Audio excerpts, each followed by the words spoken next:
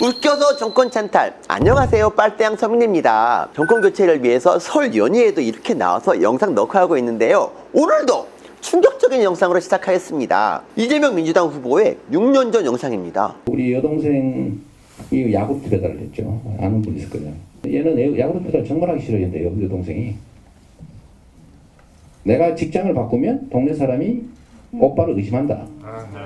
이렇게 생각해가지고 그만두고 싶은 걸 계속 한 거예요, 분당에서. 계속 하다가 제가 재선되고 난 다음에 청소 미화원으로 갔는데 며칠 일하다가 새벽에 화장실에서 죽었어요. 화장실에서 죽었는데 그 형님이 또 걔를 뺀 거야. 뇌 출혈로 죽었어요. 이 얘기가 왜 충격적이냐? 사실이 아니거든. 이재명 후보 여동생? 청소 미화원이라고 하는데 아니야, 안양시청 청사관리 직원이었어요. 또 영상에서는 막 청렴한 척 자기 재선되고 난 다음에 청소 미화원이 됐다고 하는데 그것도 아니야. 이재명이 성남시장 재선되기 전에 안양시청에 취업했어. 근데 공교롭게도 또 해당 팀의 팀장은 화천대유 김만배의 동생이야. 그래서 2018년에 공무원 노조가 이재명 여동생의 부당 채용 의혹을 제기한 적이 있었죠. 새벽에 죽은 것도 아니에요. 오후 3시에 사망했어요. 이재명 후보 말처럼 형, 그러니까 이재선 씨한테 맞아서 죽었냐? 이것도 아니야. 법원 판결을 보면 이재명 후보 여동생은 사망하기 2년 전에 이재선 씨 싸움을 말리다가 입술 부위를 한 대 맞은 것뿐입니다. 전치 2주였어요. 아니, 전치 2주 부상으로 2년 지나서 뇌출혈로 사망한다? 이거 의학계에 보고해야 돼요. 하나 더 봅시다. 이건 4년 전 영상입니다. 오히려 그때 당시에 진단을 해서 치료할 기회를 가졌다면 제 형님이 조울증으로 덤프트럭에 돌진해서 자살 시도를 하고 중상을 입는, 그리고 이런 일로 인해서 결국은 사망에까지 이르는 일은 없었을 거다 하는 그런 아쉬움이 있습니다. 이 얘기는 사실일까요? 당연히 아니지. 전 뉴스만 보면 이재선 씨 자살 시도에서 교통사고로 죽은 것 같은데 폐암으로 죽었어요. 그럼 정신병으로 자살 시도한 건 맞을까요? 아닌 거 이제 다 아시죠? 법원 판결에도 정신병 아니라고 나와 있어요. 전 충격입니다. 이재명 후보 대장동, 백현동, 변호사비 대납 등등등 숱한 의혹이 있지만 이건 소름 끼치는 수준이야. 남이면 몰라, 자기 가족을, 딴 거면 또 몰라, 자기 가족의 죽음을 그러니까 엄숙하고 존엄하게 지켜주기는커녕 비참하고 처참하게 모욕합니다. 여동생은 오빠한테 맞아서 화장실에서 비명 횡사한 사람 만들고, 자기 형은 미쳐서 자살 시도하다 죽은 사람 만들어요. 왜? 자기 표 두려고, 자기 잘못 감추려고 거짓말하는 정치인은 많이 봤지만 저는 이런 류의 거짓말은 본 적이 없어요. 끔찍하죠. 그런데 더 끔찍한 사실이 뭔 줄 아세요? 이런 사람이 걸러지지 않고 대통령 후보로 나왔다는 사실. 이 책임은 민주당한테 있습니다. 아니, 민주당은 어쩌다, 대체 어쩌다 이런 괴물을 낳았을까요? 미국 얘기를 한번 해볼게요. 노예 해방을 한 미국의 에브라함 링컨 대통령, 이분은 어느 당일까요? 인종차별을 반대했으니까 민주당일 것 같죠? 아닙니다. 공화당이에요. 그럼 베트남 전쟁을 일으킨 린든 존슨 대통령은 이 남의 나라 쳐들어갔으니까 막 조지 부시 떠오르고 공화당일 것 같죠? 역시 아니야. 이분 민주당입니다. 사실 미국 민주당은 남부 대농장 농장주들이 지지하던 정당이었어요. 그래서 자유무역을 주장하고 국가 개입을 반대하는 반연방주의자들이었죠. 반대로 공화당은 미국 북부 해안가의 상공업자들이 지지하던 정당이었습니다. 미국 건국 초기 당연히 상공업이 별 볼일 없었을 거 아니에요. 그래서 국가의 보호와 개입을 중요하게 생각하던 친연방주의자들이었고, 공장에서 일할 임금 노동자들이 많이 필요해서 이 노예 해방을 주장했죠. 지금은 상대적으로 진보적인 당이 미국 민주당이고 보수적인 당이 공화당인데 예전에는 완전히 반대였던 거죠. 그런데 어쩌다가 두 당의 색깔이 바뀐 걸까요? 여러 가지 이유가 있는데 가장 큰 원인은 프랭클린 루즈벨트 대통령 때문이에요. 이분 아시다시피 민주당 출신이죠. 국가 개입을 반대하는 반연방주의 정당이잖아요. 근데 이 민주당 출신 대통령이 연방정부가 돈을 풀어서 경제를 살려야 한다는 뉴딜 정책을 펴니다. 이 민주당 이념과 180도 다른 정책을 편 거죠. 대체 왜 그랬을까?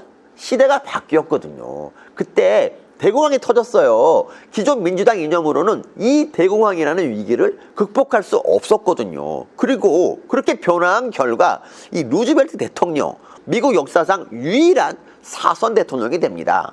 시대는 바뀌고 역사는 변합니다.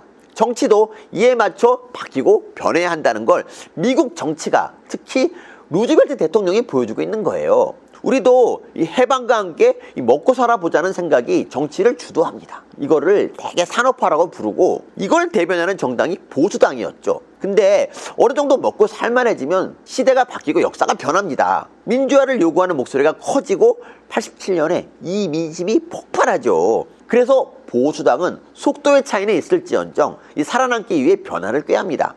금융실명제, 공직자 재산공개 같은 그런 개혁도 다 보수당이 한 일이죠. 김문수, 이재호, 당시에는 완전히 빨갱이였는데 이런 사람들도 영입하죠. 참배는커녕 광주 쪽으로는 오줌도 안 싸던 정당이 요즘은 수시로 광주를 찾아가요. 박근혜 탄핵으로 당이 괴멸되니까 30대 당대표까지 뽑죠. 옛날에는 제주 4.3 사건도 인정 안 했잖아. 근데 작년에 국민의힘이 4.3 특별법도 내놨어요. 마음에 안 들고 양에 안 찰지언정 꾸준히 변화해왔단 말이죠. 그리고 최근 벌어진 가장 큰 변화, 정치라고는 해본 적도 없는 윤석열을 대통령 후보로까지 만들었어요. 엄청난 개혁이고 도전이죠. 근데 문제는 민주당이야. 87년을 기점으로 이 정치에 등장하기 시작한 이 사람들, 그로부터 장작 30년이 지났는데 완전히 고인물입니다. 노무현은 그래 한미 FTA라도 했으니까 노력이라도 했다고 칩시다. 그 이후 민주당은 그냥 미라야. 이 사람들 자기들 노력으로 권력 얻은 것도 아니잖아. 탄핵으로 우연히 권력을 얻었잖아. 얘네는 탄생 자체가 숟가락 얹어서 탄생한 정권인 거야. 변화할 능력도 없고 동력도 없으니까 그저 하는 거라곤 이제 수명을 다한 87년 체제를 강화하는 것밖에 없어요. 증손자 기적이나 갈아야 할 이해찬이 상황 노릇을 하고, 청와대는 80년대 운동권이 장악하고 이 세상을 해석할 능력이 없으니까 지들 대학 다닐 때처럼 이 세상을 독재대 촛불로 나눕니다. 최저임금 오르면 경제 좋아진다는 개뿔따기 같은 소리로 자영업자 다 죽이고 부동산 세력 때려잡는다고 공급 줄여서 집값 폭등시키고, 신냉전이 부활해서 세계가 미국 대 중국으로 재편되고 있는데 핑핑이 형님 하면서 중국은 꾸고 자빠졌고, 탄도미사일 날리는 북한한테 종전선언 목맵니다. 그러다 보니 21세기에 미국 대사관에 침입하는 대학생 단체가 생겨나요. 대진년. 민노총은 임금 투쟁을 하는 게 아니야. 사회 대변역 하자면서 주택 국유화, 기간산업 국유화 투쟁을 해요. 나라가 완전히 30년 전으로 백스텝 밟고 있는 거죠. 물 한 모금 마시고 하시죠. 그럴까? 감사합니다.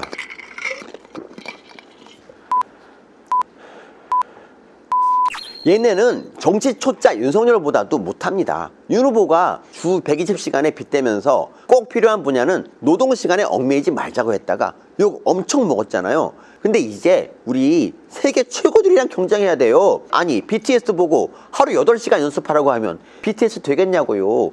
옛날에는 그냥 따라가는 경제였는데 이젠 그게 안 돼요. 이젠 주도해야 돼. 바이오, 반도체, IT 같은 첨단 분야는 BTS처럼 연습해야 세계 최고 되는 겁니다. 그래서 본인이 동의하고 마땅히 보상한다면 얼마든지 탄력적으로 근무할 수 있는 일인데 그 얘기했다고 노동 착취니 뭐니. 이 사람들은요 아직도 우리 경제가 노동 착취로 성장하는 80년대라고 생각하는 거예요. 심지어 당대표라는 양반은 엊그제 이런 말까지 합니다. 우린 민주주의 위해서 감옥 갔다. 너희 뭐 했냐. 아니 송영길 이 사람 미이라 아니면 좀비야. 87년에 미이라가 됐든지 아니면 그때 죽었다가 이제 살아난 거야. 엄청난 퇴행이지. 근데 문제는 이거야. 민주당이 87년에 이루려던 가치들 이미 대부분 이루어졌다는 거. 이코노미스트 선정 세계 21위, 아시아 2위의 완전한 민주주의 국가 대한민국이 민주주의가 아니라고 생각하는 사람이 이 세상 천지에 어디 있겠어요. 그래서 민주당이 주둥이 나불내는 얘기들은 다 헛거, 가짜예요. 적폐척결한다면서 개혁한 검찰, 개혁하니까 어떻게 됐나요? 민간인 사찰하는 청와대 강아지 됐어요. 언론개혁? MBC 스트레이트 보셨죠? 얘네도 강아지야. 꼬리 오지게 흔들잖아.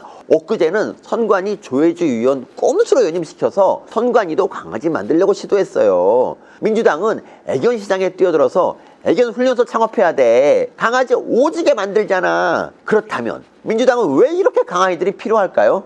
정치로 이루어야 할 가치, 정치의 목적이 사라져버려서 그저 자기들 탐욕만 실현하려는 거지. 그래서 안 걸리고 안 잡히려고 조국은 사모펀드하고 이상직은 횡령하고 윤미향은 슈킹하고 김의겸은 투기하고 박원순은 성추행하고 실현해야 할 가치를 잃은 정치의 결과가 바로 민주당의 내로남불인 겁니다. 이게 변화하지 않는 정치가 만든 비극이에요. 벌써 관짝에 들어가야 할 87년 체제를 다시 끄집어내서 이 산소호흡기 붙이는 좀비 정치, 세상을 독재 아니면 민주로 갈라치게 하는 거 아니면 할 게 없는 고인물 정치, 그게 현재 민주당 정치예요. 이번 민주당 대선 후보를 보면 이런 현상이 더 명확히 보입니다. 87년 체제 안에서 가늘고 길게 연명한 이낙연, 87년 체제에 주류에 끼고 싶어서 안달난 이재명, 이 둘의 대결이었잖아요. 그리고 그 결과 권력을 위해 자기 가족의 죽음까지도 모욕하는 이 끔찍한 이재명이 탄생한 거예요. 정치로 이루고 싶은 가치가 없으니까 매일매일 공약이 바뀌고 순간순간 말이 바뀌는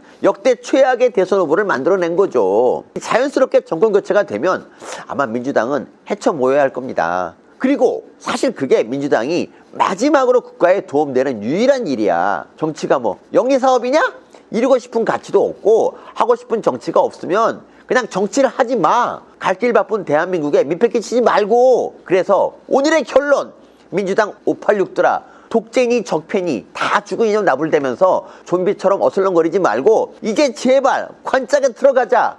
니네가 낳은 이재명 안 창피하냐? 난 너무 창피하다.